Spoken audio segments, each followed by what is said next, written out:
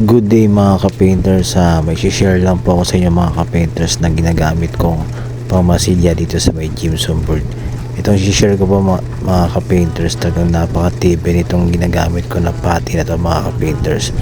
Bale hindi na po ako gumamit yan ng boral sa unang coating ng aking pagmamasilya dito po sa gypsum board mga ka-painters. Bale ito na po yung ginamit ko simula nung una hanggang sa pangalawang coating mga ka-painters.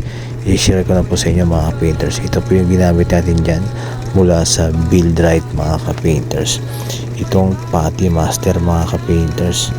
Putty for peeling, patching, and build up and concrete and wood mga ka-painters. Pwede po siya imasilya doon po sa mga nabanggit ko mga ka-painters. Kaya napakaganda pong gamitin ito mga ka-painters.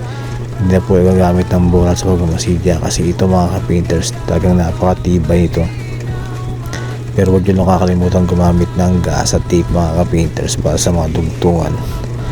Tapos kapag natuyo na yung first coat nyo, pwede nyo lang patungan ng pangalawang coating mga ka-painters. Napaka-smooth gamitin at napakadaling liyahin mga ka-painters.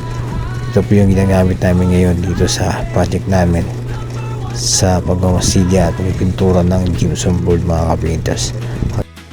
Sa mga hindi pa nakaka-subscribe na aking YouTube channel, please subscribe Gary Construction TV para update kayo sa mga bagong video ko na nilalabas about painting works, basic knowledge, and construction technique. And please follow my FB account, Gary Construction Painters. Kung meron kayo mapagawa mga ka-painters at meron kayo pa-estimate, pre-estimate po tayo mga ka-painters. Pwede nyo pa-message sa aking FB account ng Gary Construction Painters para mapag-usapan natin kung anong mga ipapagawa nyo.